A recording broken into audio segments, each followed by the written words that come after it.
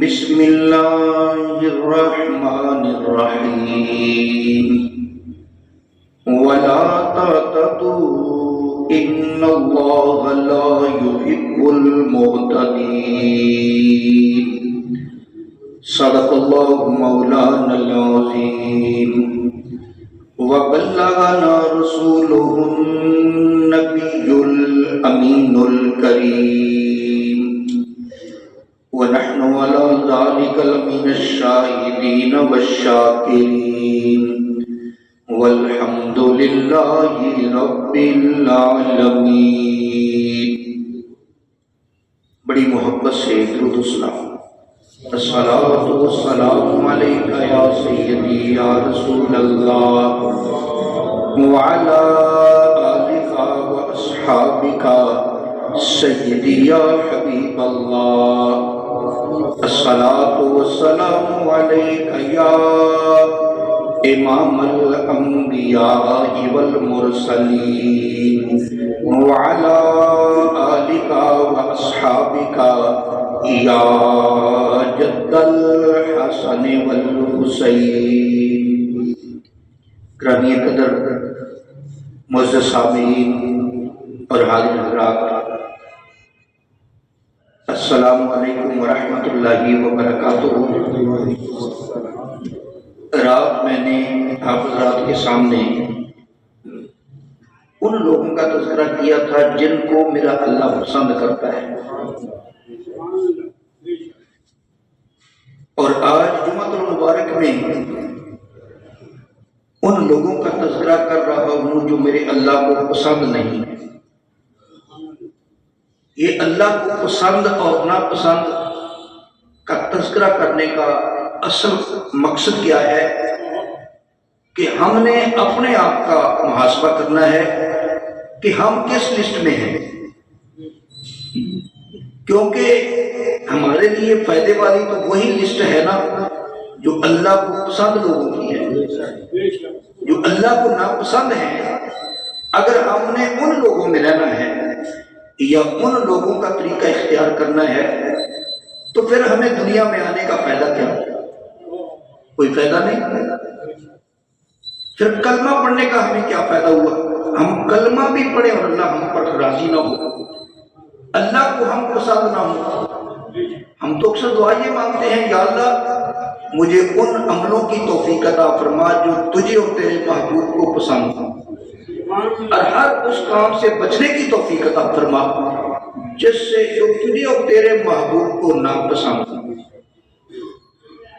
تو قرآن مجید فرقان حمید سے سورہ بقرہ کی آیت نمبر 190 میں نے تلاوت کی ہے، اور ایتے بھی کچھ پڑھوں گا، پہلے اس پہ بات کرتے ہیں۔ میں نے چند ایتے وہ پڑھنی ہیں جن لوگوں کو اللہ پسند نہیں کرتا۔ ان میں پہلے کون ہے؟ یعنی پہلے سے مراد یہ نہیں کہ اللہ کی بارگاہ میں سب سے پہلے جو میں آیتیں پڑھ رہا ہوں اس ترتیب سے۔ اللہ فرماتا ہے وَلَا تَعْتَدُوا، حد سے نہ گزرو، حد سے نہ پڑھو۔ کیوں؟ ان اللہ لا يحب المعتدین،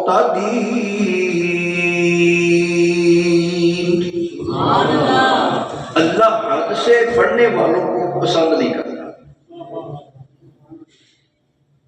رات جو جن لوگوں کا تذکرہ کیا تھا ان کے لیے تھا یحب اللہ، یحبو، اور آج جن کا تذکرہ کریں گے لا یحبو، اللہ کو پسند نہیں کرتا، ان سے محبت نہیں کرتا۔ ان میں سے ایک وہ لوگ ہیں جو حد سے گزرنے والے ہیں۔ حد کے اندر رہنا چاہیے۔ دین اسلام اگر کوئی کہے کہ یہ اسلام کیسا مذہب ہے تو یہ اسلام ایسا مذہب ہے کہ انسان کے پیدا ہونے سے لے کر مرنے تک زندگی کے ہر شعبے کو ٹچ کرتا ہے کہ تم نے زندگی کیسے گزارنی ہے۔ اور اگر آدمی اپنی زندگی کے اصول اپنا لے اسلام کے مطابق تو زندگی بڑی آسان ہو جاتی ہے۔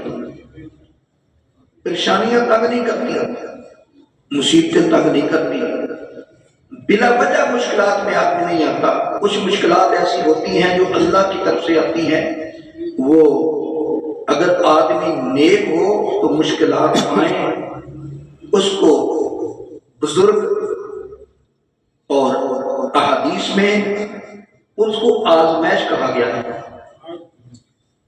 اور آدمی گناہگار ہو، سیاہ اعمال ہو، بد کردار ہو، اس پر جو مصیبتیں آتی ہیں اس کو آزمائش نہیں کہا جاتا، اس کو اللہ کی پکڑ کہا جاتا ہے۔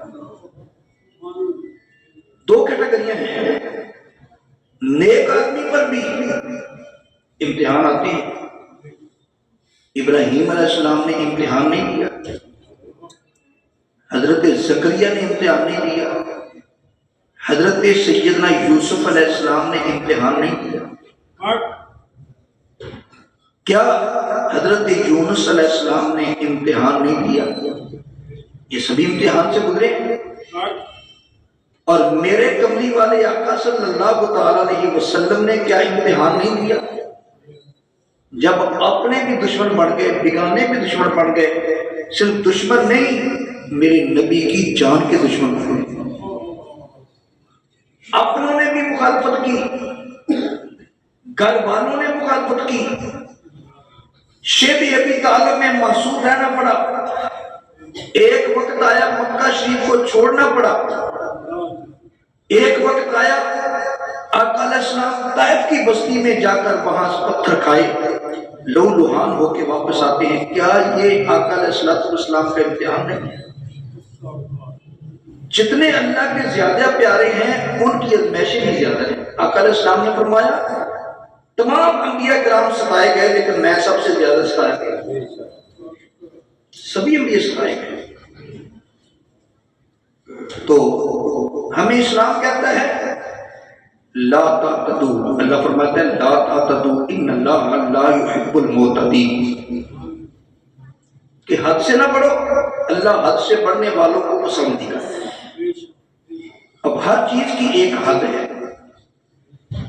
اگر آپ نے کسی کے ساتھ نیکی کرنی ہے اس کی بھی ایک حد ہے، کسی کے ساتھ تمہاری دشمنی ہے اس کی بھی ایک حد ہے، تم نے کوئی نیک عمل کرنا ہے اس کی بھی ایک حد ہے۔ اس کی ایک سادہ مثال دیتا ہوں، حدیث بخاری شریف میں نبی پاک صلی اللہ تعالی علیہ وسلم کے دور میں 3 صحابی مسجد میں بیٹھے ہوئے تھے۔ پہلے انہوں نے پروگرام بنایا، سیدہ عائشہ صدیقہ کی بارگاہ میں حاضر ہوئے، امی جی ہمیں یہ بتائیے میرے نبی کی عبادت کیا ہے؟ تو سیدہ نے جب بتایا کہ ساری رات عبادت کرتے ہیں، ساری رات رو رو کے اللہ کی بارگاہ میں بات کرتے رہتے ہیں، وہ تینوں کہنے لگے کہ ہم نے تو پھر کچھ بھی نہیں کیا، اللہ کے نبی کی عبادت تو بہت آگے ہے، ہمیں بھی کرنا چاہیے۔ تو ان میں سے ایک نے کہا آج کے بعد میں ساری رات بیدار رہوں گا، سوؤں گا نہیں، ساری رات یہ اللہ کیا کروں گا۔ ایک کہنے لگا میں ہمیشہ دن کا روزہ رکھوں گا، تیسرا کہنے لگا آج کے بعد میں وعدہ کرتا ہوں میں شادی نہیں کروں گا، صرف اللہ کیا کروں گا۔ تو نبی پاک علیہ السلام تک تینوں کی خبر پہنچ گئی، میرے آقا نے تینوں کو بلا دیا۔ میرے مدنی کریم صلی اللہ تعالی علیہ وسلم نے فرمایا بھئی جس نے کہا تھا میں ساری رات بیدار رہا کروں گا، سوؤں گا نہیں، میرے آقا علیہ السلام نے فرمایا تجھے پتہ نہیں میں اللہ کا نبی ہوں، میں جاگتا بھی ہوں، میں سوتا بھی ہوں، تو کیسے کہہ دیا کہ میں ساری رات جاگوں گا؟ دوسرے کو فرمایا تو کیسے کہہ دیا میں ہمیشہ روزہ رکھوں گا دن کو، میں اللہ کا نبی ہوں، میں روزہ رکھتا بھی ہوں، نہیں بھی رکھتا۔ تیسرے سے فرمایا تو نے کیسے کہہ دیا میں نکاح ہی نہیں کروں گا، تجھے پتہ نہیں ان نکاح من سنتی من راغب عن سنتی فلیس منی، نکاح تو میری سنت ہے، اور جو نکاح سے منہ پھیرتا ہے ساری سہولیات ہونے کے باوجود جو نکاح سے منہ پھیرتا ہے وہ ہم میں سے نہیں ہے۔ تینوں نے اپنے قول واپس لیے۔ اور اسی حدیث کو ایک اور سند سے بیان کیا گیا ہے، اس میں نبی پاک علیہ السلام نے فرمایا انسان کے جسم کے بھی اس پر حقوق ہیں، خواہ خواہ اپنے آپ کو مشقت میں نہ ڈالو۔ اسلام سہولت بھی دیتا ہے اور مشقت میں بلا وجہ ڈالنے سے منع کرتا ہے۔ مثال کے طور پہ ایک آدمی کھڑا ہو کر نماز نہیں پڑھ سکتا،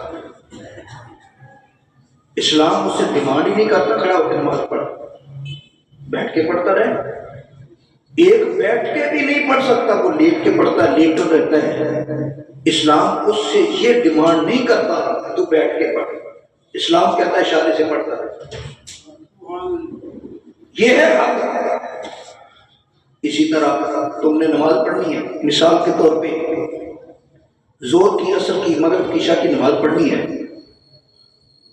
تو اس میں بھی ایک حد ہے۔ کیا مطلب؟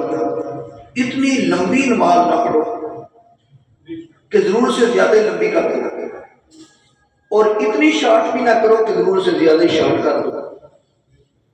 اور میرے آقا علیہ السلام کا طریقہ یہ تھا، جب آپ اکیلے نماز پڑھتے تھے پھر لمبی پڑھتے تھے، اور جب جماعت کرواتے تھے مختصر کرتے تھے، اس لیے کہ میرے پیچھے بیمار بھی کھڑے ہیں، بوڑھے بھی کھڑے ہیں۔ یہ میرے آقا کا طریقہ تھا۔ اور ہماری عادت یہ ہے، اللہ ماشاء اللہ، بڑے جبے کبے والے لوگ جو ہیں، بعض تو ایسے بھی ہیں، میں نے جیسے کہا تھا نا، دل صاف ہونا چاہیے ہمارا۔ بعض لوگ اپنا گیٹ اپ کو بنا لیتے ہیں کہ یہ بڑے نیک ہیں۔ وہ کتابوں میں ایک واقعہ لکھا ہے کہ ایک آدمی وہ پیر بنا تھا، پیر صاحب کہلواتا تھا، اور لوگ سمجھتے تھے بڑا نیک آدمی ہے۔ تو ایک جگہ وہ کسی نے بلایا دعوت پر، تو اس نے تھوڑے سے 2 لقمے کھائے، اس نے کہا بس اللہ والے اتنا ہی کھاتے ہیں۔ بدقسمتی یہ کہ ساتھ اس کا بیٹا بھی تھا، اور بیٹا بھی اتنی عمر کا تھا جو باتیں کرتا تھا، تھوڑا بہت سمجھتا بھی تھا۔ 2 لقمے کھائے، کہتا اللہ والے اتنے کھاتے ہیں۔ اچھا جب نماز کا وقت ہوا، کہنے لگا ذرا مصلی تو نہ کر دو۔ وہ لمبی نماز پڑھی، لمبے رکوع، لمبے سجدے، لمبا قیام۔ تو جب شام کو گھر واپس آیا نا، گھر والی سے کہنے لگا مجھے کھانا دو۔ وہ بیٹا کہنے لگا ابو جی آپ نے وہاں کھایا تو تھا۔ کہنے لگا وہاں میں نے کم کھایا تھا۔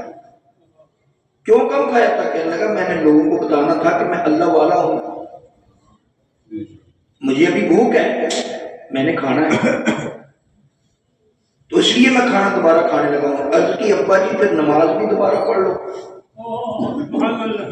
نماز بھی دوبارہ پڑھ لو، جب تم گھر میں نماز پڑھتے ہو تو منٹوں سیکنڈوں میں پڑھ لیتے ہو، وہاں تم نے کافی لمبی نماز پڑھی، وہ بھی لوگوں کو دکھانے کے لیے پڑھی تھی۔ تو میرے بھائی مسجد میں نماز پڑھ رہے ہو، تمہیں کوئی دیکھتا ہے یا نہیں دیکھتا؟ تنہائی میں نماز پڑھ رہے ہو، مسجد میں نماز پڑھتے ہو، تمہیں کوئی دیکھ رہا ہے نہیں دیکھ رہا؟ بس عقیدہ یہ ہونا چاہیے جس کے لیے پڑھ رہا ہوں وہ تو دیکھ رہا ہے، وہ مجھے دیکھ رہا ہے، وہ میری ہر حرکت کو دیکھ رہا ہے، میرے دل میں جو خیالات آ رہے ہیں ان کو بھی جانتا ہے۔ امام حسن بصری کتنے اللہ کے نیک ولی ہیں اور محدث ہیں اور تابعی ہیں۔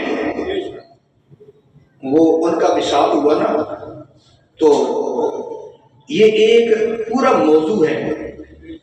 اللہ والے خواب میں آئیں تو کیا ان کا خواب میں آنا کیا حکم ہے، اس کے بارے میں وہ انشاءاللہ کبھی بیان کریں گے۔ تو ضمن بات کرتا ہوں کہ حضرت امام حسن بصری رحمت اللہ علیہ بڑے مشہور تابعی ہیں اور محدث ہیں، کتنی حدیثوں کے راوی ہیں۔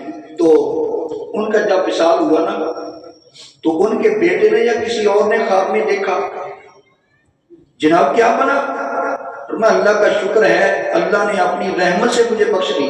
اللہ کے امام حسن بصری رحمت اللہ علیہ کتنے متقی تھے، کتنے پرہیزگار تھے، ان پر پورا جمعہ پڑھایا جا سکتا ہے۔ تو کیا فرماتے ہیں بس اللہ نے اپنی رحمت سے بخش دیا۔ اللہ فرمانے لگا کہ حسن بصری اگر میں تیری وہ نمازیں الگ کر دوں جو تو نے لوگوں کو دکھانے کے لیے پڑھی تھی، تیرے پاس کیا بچتا ہے؟ یہ ان لوگوں کا حال ہے جو واقعی متقی تھے، جو پرہیزگار تھے۔ اب ان کے ساتھ اپنا موازنہ کرے، ہمارا کیا بنے؟ ہم تو جو عمل کرتے ہیں لوگوں کو دکھانے کے لیے۔ اب کسی غریب کی مدد کرنی ہے تو چاہیے یہ، نبی پاک علیہ السلام نے فرمایا ویسے تو صدقہ اعلانیہ میں کیا جاتا ہے ترغیب دینے کے لیے، میرے آقا علیہ السلام نے فرمایا سب سے بہتر صدقہ یہ ہے دایاں ہاتھ دے اور بائیں کو پتہ نہ چلے۔ اصل صدقہ یہ ہے، اصل اللہ کی راہ میں خرچ کرنا یہ ہے۔ لیکن ہمارے کیا ہوتا ہے، ہم نے ایک گٹو آٹے کا، ایک توڑا آٹے کا کسی غریب کو دینا ہے، اس کو ساتھ کھڑا کر کے ہم پہلے اس کی تصویر لیتے ہیں، تصویر لے کر اس کو فیس بک پر وائرل کرتے ہیں۔ وہ بیچارہ اتنا بدنام ہو جاتا ہے، اتنا بدنام ہو جاتا ہے، وہ کوشش کرتا ہے، وہ تنگ بھی ہوتا ہے، لیکن اب وہ کسی سے آٹا نہیں لیتا۔ وہ کہتا ہے میرے رشتہ داروں نے مجھے تانے دیے کہ تو فلاں سے آٹا لے رہا تھا۔ تو میرے بھائی اس بات کا بھی خیال کرنا ہے کہ رمضان میں رمضان بھی آ رہا ہے، یقیناً آپ نے غریب لوگوں کی خدمت کرنی ہے، مدد کرنی ہے، تو مزہ تب ہے جو سفید پوش ہیں، جو روڈ پر آتے ہی نہیں، جو کسی کے آگے ہاتھ پھیلاتے ہی نہیں اور وہ حقدار ہوتے ہیں، ان کی اس طریقے سے مدد کی جائے ان کی عزت نفس بھی مجروح نہ ہو اور ان کی مدد بھی ہو جائے۔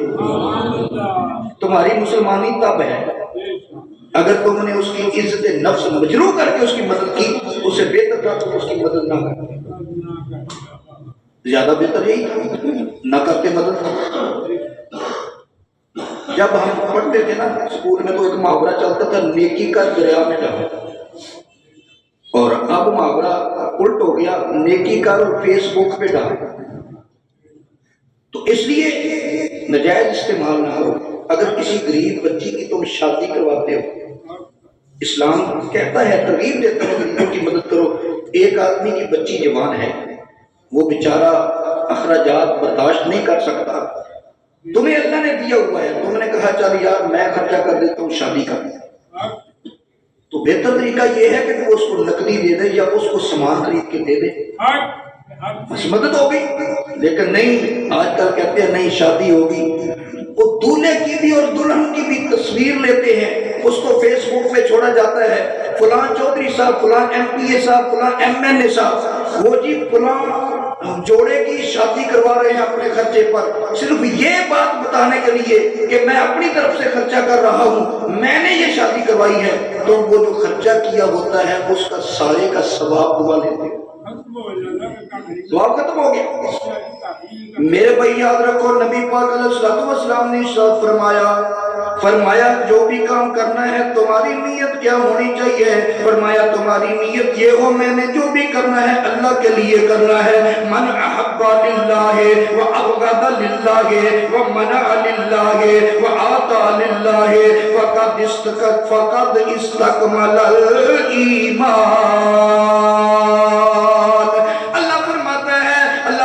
نبی پاک علیہ السلام نے فرمایا اے میرے غلاموں یاد رکھو، اگر کسی سے محبت کرو تو اللہ کے لیے کرو، دشمنی پالو تو اللہ کے لیے کرو، فرمایا کسی کو کچھ دو تو اللہ کے لیے دو، دینے سے رکو تو اللہ کے لیے رکو، فرمایا تب تمہارا ایمان مکمل ہو جائے گا۔ یعنی تکمیل ایمان کی شرط میرے نبی نے یہ بتائی کہ تم نے جو کرنا ہے اللہ کے لیے، یہ حد ہے، یہ حد ہے۔ حضرت سیدنا عثمان غنی ذوالنورین رضی اللہ تعالیٰ عنہ، ایک آدمی نبی پاک علیہ السلام کے پاس آیا، یا رسول اللہ مجھ پر بڑا قرضہ ہے تو میں قرضہ ادا کر نہیں سکتا، میرے ساتھ تعاون کیا جائے۔ اب نبی پاک علیہ السلام اپنے پاس تو رکھتے کچھ نہیں تھے، لوگ ہدیے دیتے تھے، تحفے دیتے تھے، ہدیے تحفے قبول کرتے تھے میرے آقا، لیکن شام کو جب تک وہ ہر شے خرچ نہیں کر دیتے تھے گھر نہیں جاتے۔ صحیح بخاری میں ہے کہ ایک مرتبہ عصر کی نماز پڑھائی، مسجد کے ساتھ ہی تو آپ کا گھر مبارک تھا، عصر کی نماز پڑھائی، پڑھا کے جلدی میرے آقا اٹھے گھر چلے گئے، صحابہ بڑے حیران ہوئے، پریشان بھی ہوئے، کوئی معاملہ کیا ہے کہ آقا علیہ السلام پتہ نہیں کیا وجہ ہے، سلام پھیرا اور جلدی جلدی گھر تشریف لے گئے۔ تھوڑی دیر کے بعد آقا علیہ السلام تشریف لے آئے تو پوچھا، عرض کی آقا کیا معاملہ تھا؟ فرمایا اصل میں یہ ہے، اصل کی نماز ہو چکی ہے، سونے کا ایک ٹکڑا میرے پاس ابھی باقی بچتا تھا، تو نماز پڑھتے میرے دل میں خیال آیا سورج تو غروب ہونے والا ہے، وہ گھر میں رہے گا، تو میں اس لیے جلدی جلدی گیا، اس کو کسی کو دے کے پھر واپس آیا۔ حال یہ تھا، اور اپنے گھر کی حالت یہ تھی کہ کھانا تو دیکھو وہ جو کی روٹی، ارے کھانا تو دیکھو وہ جو کی روٹی، ان چنا آٹا اور روٹی بھی موٹی، ان چنا آٹا اور روٹی بھی موٹی، اور وہ بھی کبھی پیٹ بھر کے نہ کھانا، وہ بھی کبھی پیٹ بھر کے نہ کھانا، صلی اللہ علیہ وسلم، صلی اللہ علیہ وسلم، صلی اللہ علیہ وسلم۔ اور کتنے کتنے دن گھر میں پاکا بھی رہتا تھا، کچھ نہیں کھاتے تھے۔ سیدہ عائشہ فرماتی ہیں ایک مرتبہ آقا علیہ السلام کو بھوک نے اتنا تنگ کیا کہ بھی روغن دیا، گھی لیا، وہ زیتون لیا، آقا کی بارگاہ میں پیش کیا، سیدہ عائشہ کی بارگاہ میں پیش کر کے عرض کیا، امی جان آپ ایسے کیوں کرتے ہیں؟ جب کوئی مسئلہ ہو تو کم از کم مجھے بتا دیا کرو، میں حاضر ہو جایا کروں گا لے کر، میں کسی کو بتاتا بھی نہیں، میں حاضر ہو جایا کروں گا۔ تھوڑی دیر کے بعد آقا علیہ السلام پھر گھر تشریف لائے، عائشہ کچھ ہے گھر میں؟ ہاں یا رسول اللہ عثمان غنی آئے تھے تو وہ یہ بھی دے گئے، یہ بھی دے گئے، پکا ہوا کھانا بھی دے گئے۔ میرے آقا علیہ السلام اسی وقت مسجد میں چلے گئے، جا کے اللہ کی بارگاہ میں دعا مانگتے ہیں، یا اللہ مولا میں آسمان سے راضی ہو گیا تو بھی عثمان سے راضی ہو گیا۔ تو گھر کی حالت یہ تھی میرے آقا کی۔ اور اب آدمی آیا، یا رسول اللہ مقروض ہوں، قرضہ نہیں ہے، قرضہ دینے کے لیے پیسے نہیں ہیں۔ میرے آقا علیہ السلام نے فرمایا جا عثمان کے پاس چلا جا، عثمان سے جا کر کہنا وہ تیرا قرضہ اتار دے گا۔ میرے آقا علیہ السلام نے جب بھیجا نا، سیدنا عثمان غنی اپنے گھر میں اپنی گھر والی سے ناراض ہو رہے تھے، آواز تھوڑی سی اونچی تھی، اور ناراض کس بات پہ ہو رہے تھے؟ فرمایا کہ یہ گھر کے اندر جو چراغ جلتا ہے، میں نے کئی مرتبہ کہا تھا بتی جو ہے نا وہ باریک ڈالا کرو، تم بتی موٹی ڈال دو۔ اب تو یہ بلب آ گئی، ایک چراغ ہوتا تھا اس میں تیل ڈالا جاتا تھا، اور وہ سود کی وہ روئی کی بتی ہوتی تھی اس میں، تو میں نے کئی مرتبہ تمہیں کہا بتی باریک ڈالا کرو، جب بتی باریک ہوگی وہ تیل کم کھاتی ہے، جب بتی موٹی ڈالی جائے تو تیل زیادہ کھاتی ہے۔ اب یہ آواز اس آدمی نے سن لی، وہ وہیں کھڑو کے سوچ میں پڑ گیا، کھڑا ہو گیا کہ جو گھر میں بتی موٹی چراغ میں نہیں ڈالنے دیتا وہ مجھے کیا دے۔ وہیں سے واپس ہوا، 2-3 قدم پیچھے مڑا، پھر سوچا اگر اللہ کے نبی نے فرمایا کہ میں نے تجھے عثمان کے پاس بھیجا تھا، کیا جواب ملا تو میں کیا جواب دوں گا، بات تو کرنی چاہیے۔ اس نے جھجکتے دروازہ کھٹکھٹایا، عثمان غنی بار تشریف لائے، فرمایا کہ کیا بات ہے؟ کہنے لگا جی بڑا ڈرتے کہنے لگا جی مجھ پر اتنا قرضہ ہے، ویسے میں خود نہیں آیا، مجھے نبی علیہ السلام نے بھیجا۔ وہ ڈر گیا کہ گھر میں اتنی سختی کر رہے ہیں، میں خود نہیں آیا، میں تو اللہ کے نبی کے پاس آیا تھا، آپ نے آپ کی طرف بھیجا ہے، مجھ پر اتنا قرضہ ہے۔ حضرت عثمان غنی نے اس کا بازو پکڑا، آ گئے، وہ گلے کے لدے ہوئے اونٹ، قافلہ تجارتی قافلہ کہیں جانا تھا، وہ تیار تھے بالکل جانے کے لیے، تو وہ ایک قطار کی مہار پکڑا دی، فرمایا یہ غلہ بھی لے جاؤ، یہ اونٹ بھی لے جاؤ، کیا تیرا قرضہ اتر جائے گا؟ وہ کہنے لگا کئی گنا زیادہ بھی ہوتا تو وہ اتر جاتا، اللہ آپ کے مال میں برکت دے، دعائیں دیتا ہوا جب جانے لگا، ساتھ ہی کہنے لگا ایک سوال کرنا تھا۔ حضرت عثمان غنی نے فرمایا مجھے اجازت ہے نا؟ نہیں جی ایک سوال کا جواب دے کر جاؤ۔ فرمایا کیا؟ کہنے لگا جب میں آپ کے گھر کے سامنے آیا تھا نا تو آپ اپنی گھر والی سے یہ کہہ رہے تھے کہ تم نے بتی اتنی موٹی ڈال دی، یہ تیل زیادہ کھاتی ہے، باریک بتی ڈالا کرو۔ تو میں نے سوچا جو اتنی کنجوسی کا رہ گھر میں وہ مجھے کیا دے گا، یہ میرے دل میں خیال آیا تھا۔ اور ادھر آپ نے مجھے اونٹوں کی قطار کی پوری قطار کی مہار پکڑا دی، اس میں کیا فرق ہے، راز کیا ہے؟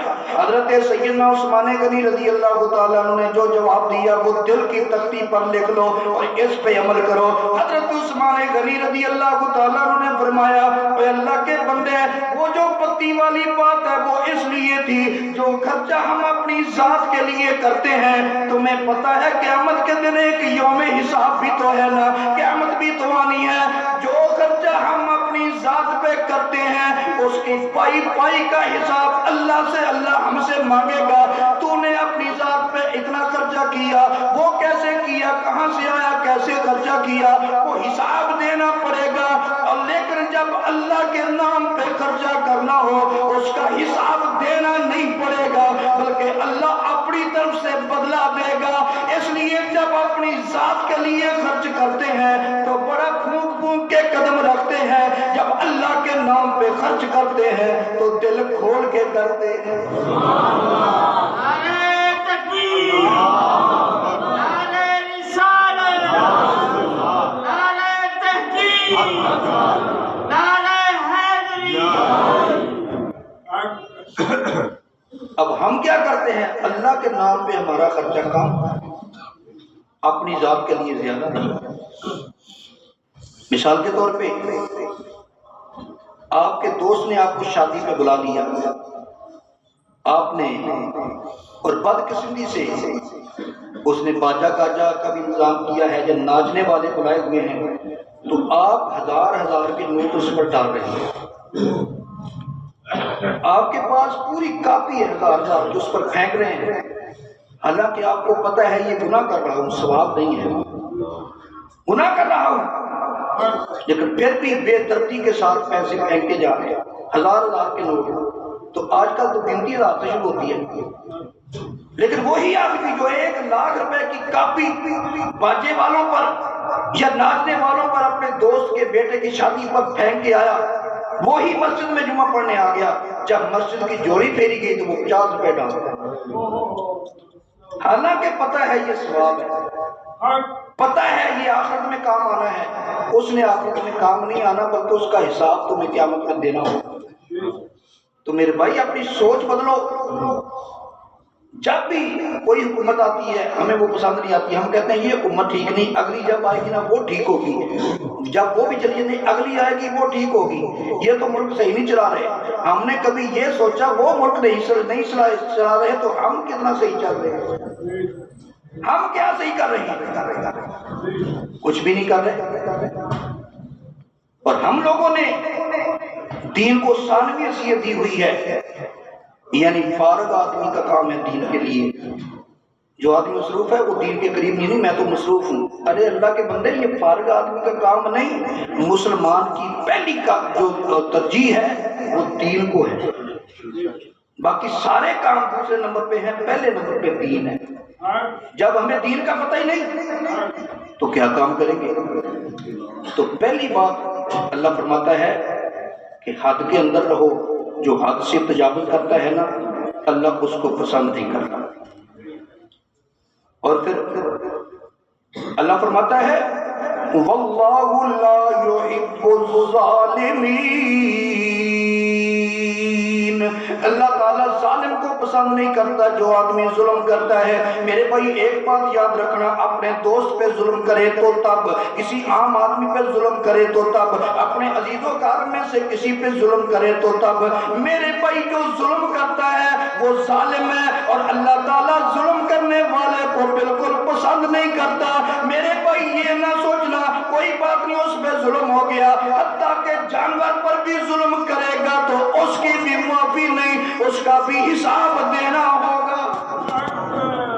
حدیث میں آتا ہے نبی پاک علیہ السلام نے فرمایا، صحیح بخاری کی حدیث ہے، آقا علیہ السلام فرماتے ہیں ایک عورت تھی بھی بازاری، وہ جا رہی تھی، ایک کتے کا بچہ چھوٹا سا، وہ ہانپ رہا تھا، اس کو پیاس لگی تھی، مرنے کے قریب تھا پیاس کی وجہ سے، اس نے اپنے موزے اتارے، دوپٹے کے ساتھ موزہ باندھ کر، کنواں کہیں بھی تھا، پانی نکال کر اس کو پانی پلا دیا، اللہ نے اس کی اس عمل کی وجہ سے اس کو بخش دیا۔ اور ایک عورت نے بلی گھر میں رکھی ہوئی تھی، بلی، اس کا اس نے خیال نہیں کیا، وہ بھوک سے مر گئی، اللہ تعالیٰ نے اس بلی کے مرنے کی وجہ سے اس کے لیے جہنم والے بنا۔ تو ظلم جانور پر بھی ظلم ہے، دوستوں پر بھی ظلم ہے، رشتہ داروں پر بھی ظلم ہے، آپ کا تعلق جس سے جیسا بھی ہے، جب جسے ظلم کہتے ہیں، جب آپ ظلم کریں گے تو آپ ظالم ہیں، اور اللہ کا قرآن کہتا ہے اللہ تعالیٰ ظالموں کو پسند نہیں کرتا۔ یہ میں ان لوگوں کا ذکر کر رہا ہوں جو اللہ کو پسند نہیں ہے، رات میں نے ان لوگوں کا ذکر کیا تھا جو اللہ کو پسند ہے، اور انہی میں سے وہ لوگ بھی ہیں، اللہ فرماتا ہے وَلَا تُسْرِفُوا إِنَّ اللَّهَ لَا يُحِبُّ الْمُسْرِفِينَ۔ اللہ فرماتا ہے فضول خرچی نہ کرو، فضول خرچی نہ کرو، اس لیے کہ اللہ تعالیٰ فضول خرچی کرنے والوں کو پسند نہیں کرتا۔ اب فضول خرچی کیا ہے؟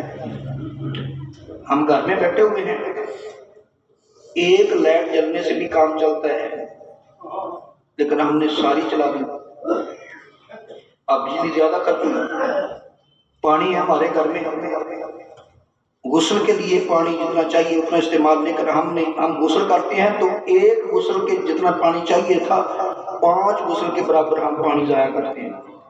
اسی طرح ہم وضو کرتے ہیں تو وضو میں بھی جو مناسب طریقہ ہے اسے وضو کرو، لیکن کئی لوگوں کی عادت ہوتی ہے بلا وجہ ہی ٹوٹی چلا کے رکھنا، پانی ضائع کرتے رہنا۔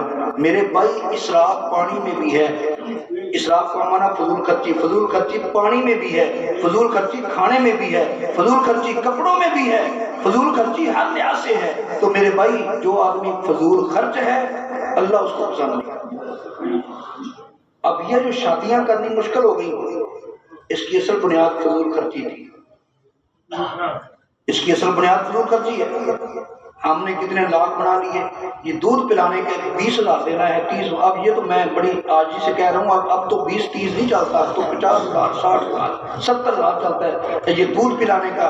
یہ جو جوتا لکا لیا چھپا لیا اس کے پیسے الگ ہیں، پھر وہ اور پتہ نہیں کون کون سے لاگ اس میں آ گئے۔ جتنا خرچہ تم لاگ میں کر دیتے ہو اتنے خرچے میں ایک شادی ہو سکتی ہے، جتنا خرچہ تم منگنی پہ کر دیتے ہو اتنے خرچے میں تو 2 شادی ہو جاتی ہیں، اور جتنا خرچہ تم شادی پہ کرتے ہو اتنے خرچے میں 4 شادی ہو سکتی ہیں۔ یہ فضول خرچی کا جواب آپ نے قیامت کے دن دینا ہوگا۔ اگر ہم سادگی کی طرف آ جائیں کہ بس جی اتنے آدمی آئے شریعت کے مطابق آئے اور نکاح ہوگا، نکاح کے بعد جو جو چیزیں سنت ہیں، نکاح ایجاب و قبول کا نام ہے، باقی وہ چھوارے تقسیم کرنا، میٹھی چیز کھجور تقسیم کرنا یہ ایک سنت ہے، اور اس کا ایک حصہ جو ہے وہ جو واجب ہے انسان پر، وہ حق مہر ہے، وہ دینا ضروری ہے اس کے لیے۔ یہ چند چیزیں تھی شادی میں، لیکن ہم نے کیا کچھ بنا دیا، اب ڈرون والے کو ہم نے خرچہ علیحدہ دینا ہے، اب ہم نے شادی بھی شادی حال میں کرنی ہے، اس کے کتنے کتنے پیسے وہ پر ہیڈ 2200 2500 پر ہیڈ لیتا ہے، بلکہ اس سے بھی زیادہ لیتا ہے۔ تو میرے بھائی اسلام ہمیں اس چیز کی دعوت نہیں دیتا کہ تم فضول خرچی کرو، اسلام کہتا ہے کفایت شعری سے کام کرو، لیکن ہم نہیں کرتے، لیکن نہیں کرتے۔ اللہ نے تو فتویٰ دے دیا، فرمایا وَاللَّهُ لَا يُحِبُّ الْمُسْرِفِينَ۔ اللہ فرماتا ہے فضول خرچی نہ کرو، فرمایا ان اللہ لا يحب المسرفین، اللہ فضول خرچوں کو پسند نہیں کرتا۔ میرے بھائی یہ کیسی بات ہے، ایک طرف تو تو نے خون پسینے کی کمائی سے جو پیسہ کمایا تھا اس کو ضائع کیا، دوسرا میرے اللہ کے کاغذوں میں تو نہ پسندیدہ لوگوں میں آ گیا۔ بتا تو صحیح فائدہ کیا ہوا، نہ ادھر کا رہا نہ ادھر کا رہا، تو لوگوں کو راضی کرتا رہا۔ اگر میں نے خرچہ کم کیا فلاں کیا کہے گا، فلاں کیا کہے گا، فلاں کیا کہے گا، اور فلاں فلاں کو دیکھتے اتنا فضول خرچہ کرنے والے، یہ بھی تو سوچ قیامت کے دن اللہ کیا کہے گا۔ میرا نبی کیا کہے گا؟ ہمیں تو سرخ رو ہونا ہے آقا کی نگاہوں میں، ہمیں تو سرخ رو ہونا ہے آقا کی نگاہوں میں، زمانے کا ہے کیا ناصر، برا جانے بھلا جانے، زمانے کا ہے کیا ناصر، برا جانے بھلا جانے۔ اب آپ نے بیٹی کی شادی کرنی ہے، بیٹے کی شادی کرنی ہے، کوئی ضروری ہے سارے غلام آباد کو بلانا ہے؟ جتنے لوگوں کا تم بوجھ برداشت کر سکتے ہو آسانی سے اتنے بلا لو۔ اور وہ بڑا آدمی گھٹیا سوچ کا مالک ہے جو اس وجہ سے ناراض ہو کہ تم نے مجھے اپنی بیٹی کی شادی پر کیوں نہیں بلایا۔ اگر اتنا ہی خیر خواہ تھا تو جا کے پوچھتا کہ بھائی میرے لائق کوئی کام کرو، میرے لائق کوئی تعاون، کیونکہ تو شادی کر رہے ہے، ظاہر اخراجات ہے، میرے ذمہ لگاؤ، کیا لگاتے ہو؟ مزہ تب ہے صرف ناراض ہونا کہ مجھے بلایا نہیں تھا، بس تیرا میرا مرنا جینا بند، تو نے بیٹے کی شادی پہ نہیں بلایا۔ تو یہ تو پوچھ لے آگے والوں نے بندے کتنے مانگے؟ مسلمانوں، ان باتوں ہم نے یہ درس قرآن اگر ہم نے نہ بلایا ہوتا، یہ زمانہ نہ زمانے نے دکھایا ہوتا۔ آج بچہ جوان ہوتا ہے، ایک طرف ہمیں خوشی ہوتی ہے میرا بیٹا جوان ہو گیا میں شادی کروں گا، اور ساتھ ہی یہ بھی پریشانی ہے پیسے کہاں سے آئیں گے، اتنا خرچہ کرنا ہے، اتنے لاکھ کرنا ہے، کہاں سے لوں گا؟ پھر ہم اپنے ناک بچانے کے لیے بینک سے قرضہ لیتے ہیں، وہ بیٹا شادی کروا کے الگ ہو جاتا ہے، بوڑھے والدین ساری عمر وہ قرضہ اتارتے قبر میں چلے جاتے ہیں، وہ شادی کروا کے سیٹ۔ ارے وہ تو شادی کروا کے اپنی سکون کی زندگی بسر کر رہا ہے، اور قبر میں جواب تو نے دینا ہے، قیامت کے دن جواب تو نے دینا ہے۔ تو نے دیکھو ایک آدمی گھر کا کمائی کرتا ہے، حرام طریقے سے کمائی کرتا ہے، کھاتے سبھی ہیں، قیامت کے دن جواب اس نے دینا ہے۔ تو اپنے آپ کو کیوں تنگی میں ڈالتے ہو، کیوں فضول خرچی کرتے ہو؟ اللہ فضول خرچ کو پسند نہیں کرتا۔ اور پھر قرآن کہتا ہے کہ ان اللہ انہ لا يحب المستکبرین، اللہ تکبر کرنے والوں کو پسند نہیں کرتا۔ ایک مقام پہ اللہ فرماتا ہے فلا تمش فی الارض مرحا انک لن تخرق الارض ولن تبلغ الجبال طولا۔ اللہ فرماتا ہے میری زمین پہ اکڑ اکڑ کے چلنے والے، تکبر کے ساتھ چلنے والے، اکڑ اکڑ کے نہ چلا کر، فرمایا تیرے اکڑ کے چلنے سے نہ زمین پڑ سکتی ہے، نہ تو پہاڑ کے برابر اونچا ہو سکتا ہے۔ میرے آقا علیہ السلام نے فرمایا نا تکبر نہ کیا کرو۔ ایک صحابی نے وہاں وضاحت کروا لی، صحابہ بڑے سمجھدار تھے، یہاں ضرورت پڑتی تھی نا وضاحت کروا لیتے تھے۔ میرے آقا نے فرمایا جو آدمی تکبر کرتا ہے نا وہ اللہ کو پسند نہیں ہے۔ ایک صحابی کہنے لگا یا رسول اللہ اگر ایک آدمی خواہش یہ کرے کہ میں کپڑے اچھے پہنوں، میں جوتی اچھی پہنوں، تو یا رسول اللہ یہ تکبر میں تو نہیں آتا؟ میرے آقا علیہ السلام نے فرمایا تکبر اس کا نام نہیں ہے۔ اچھے کپڑے پہنو، اچھے جوتے پہنو، اس کا نام تکبر نہیں ہے۔ آقا علیہ السلام نے فرمایا ان اللہ جمیل ویحب الجمال، اللہ خوبصورت ہے، خوبصورتی کو پسند کرتا ہے۔ خوبصورت کپڑے پہنو، خوبصورت جوتی پہنو۔ میرے آقا علیہ السلام نے فرمایا تکبر اس کا نام ہے، آدمی اپنے آپ کو بڑا سمجھے اور دوسروں کو حقیر سمجھے، اس کا نام تکبر ہے۔ تو میرے بھائی مال کا تکبر کرتا ہے، پیسے کا تکبر کرتا ہے، علم کا تکبر کرتا ہے، عملوں کا تکبر کرتا ہے کہ میں بڑا نمازی ہوں، میں بڑا امیر ہوں، میری اتنی کوٹیاں ہیں، اتنے لوگ میرے پیسوں سے پڑھ رہے ہیں، اس بات کا تکبر کرتا ہے۔ بات یاد رکھ لے حالات بدلنے کا پتہ بھی نہیں لگتا۔ پتلے خاک دے ڈاتوں مان نہ کر، اوے پتلے خاک دے ایڈا تو مان نہ کر، اے بڈھی حسن دی صدا نہیں چڑی رہنی، اے صدا بول پیار تے نہیں رہنے، सदा पान नहीं दिल बरदी फड़ी रहनी, ये सदा पान नहीं दिल बरदी फड़ी रहनी, ते सदा फुल्लां दी बाशना नहीं रहनी, ते सदा बुलबुल नहीं बागां विच वड़ी रहनी, ते सदा दुख नहीं माड़ियां नाल रहने, ये जोरावरां दी सदा नहीं तड़ी रहनी, ओ सदा दुख नहीं बई सदा दुख नहीं माड़िया नाल रहने, जोरावरां दी सदा नहीं तड़ी रहनी। बड़े बड़े लोग देखे अपने कोठियों में रहने वाले अब दर दर पे मांगते फिरते। ये गुलाब का फूल जब आप खरीदने जाते हैं तो कितना महंगा होता है, जब कब्र पे डाल दिया या किसी मेहमान के गले में आपने डाल के उतार दिया, फिर वो खुश्क हो गया, फिर उसके झाड़ू के साथ आप उसको फेंकते उठा। तो मेरे भाई इन बातों को ध्यान में रखो। तकब्बुर किस बात का है? तू मुहताज तो मेरे अल्लाह का है, मेरा अल्लाह आज तुझे गरीब कर दे तुझे अमीर करने वाला कोई नहीं, मेरा अल्लाह जिसको अमीर कर दे उसको गरीब करने वाला कोई नहीं, मेरा अल्लाह तुझे इतना बड़ा खर्चा डाल दे तो अपना घर भी बेचना पड़ जाए, कारोबार भी तेरा खत्म हो जाए, तो फिर क्या करेगा? इसलिए तकब्बुर नहीं करना, ना माल पर, ना इल्म पर, ना दौलत पर, ना हुस्न पर, ना औलाद पर, बल्कि हर हाल में अल्लाह का शुक्र करना है। अच्छे कपड़े पहनना, अच्छी जूती पहनना, ये तकब्बुर नहीं। मेरे आका अलैहि सलाम ने फरमाया इन्नल्लाह जमीलुन युहिब्बुल जमाल, फरमाया अल्लाह खूबसूरत है, खूबसूरती को पसंद करता है। खूबसूरती का मतलब ये है कि आदमी नहा धोकर अच्छे कपड़े पहने, साफ सुथरा रहे, और इसका मतलब ये नहीं जैसे आजकल स्टेजों पे आने वाले बाद लोगों ने मेकअप करना शुरू कर दिया। ये मेकअप नहीं, जो अल्लाह ने कुदरती जो मुझे हुस्न दिया है ना, इसका मुकाबला नहीं हो सकता। अल्लाह हम सबको अपनी तौफीक अता फरमाए।